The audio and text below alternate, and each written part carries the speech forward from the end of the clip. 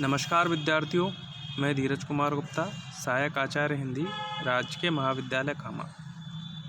आप सभी का हिंदी की ऑनलाइन शिक्षण कक्षाओं में स्वागत करता हूं। आज हम अध्ययन करेंगे श्री विष्णु प्रभाकर जी द्वारा रचित एकांकी और वह न जा सकी। एकांकी के कथानक को संवादों के माध्यम से समझने से पूर्व एकांकी के लेखक श्री विष्णु प्रभाकर जी का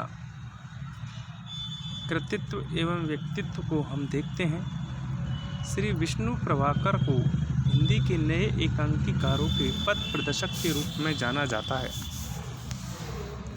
फ्रायड की मनोविश्लेषण पद्धति से प्रभावित होने के कारण मनोवैज्ञानिक दृष्टिकोण से उनके एकांकी विशेष उल्लेखनीय हैं, जिनमें चरित्रों के अंतर्द्वंद का गहरा और सूक्ष्म विश्लेषण किया गया है। श्री प्रभाकर जी के पूर्ण लेखन में सामाजिक जीवन की सशक्त अभिव्यक्ति है। चूँकि श्री प्रभाकर गांधीवादी विचारधारा के समर्थक हैं, इसलिए उनके साहित्य में भारतीय परंपराओं का शुद्ध सांस्कृतिक रूप परिलक्षित होता है। उन्होंने मनुष्य की असीमित आकांक्षाओं को व्यंग्य के धरातल पर चित्रित कर उनकी पूर्ति न होने पर मनुष्य की असंख्य पीड़ाओं को जीवंत रूप दिया है। इस प्रकार आधुनिक सामाजिक व्यवस्था के यथार्थ चित्र उनकी लेखनी में अंकित किए गए हैं। मानव मन तथा सामाजिक समस्याओं का मौलिक विश्लेषण, बुद्धि और विवेक की प्रधानता, मनोवैज्ञानिक विवेचन आपकी एकांकियों की मौलिक विशेषताएं हैं। आपने सबसे अधिक सामाजिक एकांकियों की रचना की है।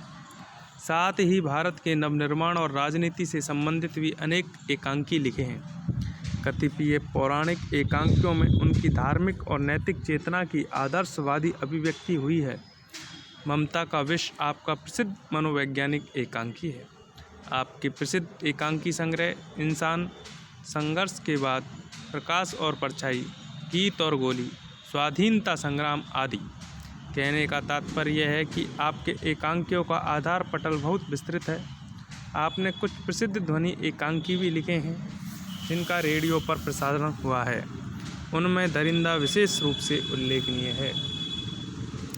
इस तरीके से श्री प्रभाकर जी के ऊपर जहाँ एक तरफ गांधीवादी दर्शन था, तो दूसरी तरफ मनोविज्ञान की ओर ये झुके हुए थे। सामाजिक जीवन के सरोकारों को इन्होंने अपनी एकांकियों में उठाया, तो यथासंभव धर्म और साहित्य की चर्चा भी इन्होंने की। अब बात करते हैं हम उनकी इस एकांकी जिसका अध्ययन हमें करना है, और वह न जा सकी को कुछ अल्प शब्दों में समझने का प्रयत्न। विष्णु प्रभाकर का यह एकांकी घटना प्रधान है, जिसमें कौतूहल तथा आकस्मिकता का पूरा पुट है। एकांकी का नायक शैलेंद्र एक प्रतिभा संपन्न साहित्यकार है, जिसे सब लोग प्यार करते हैं।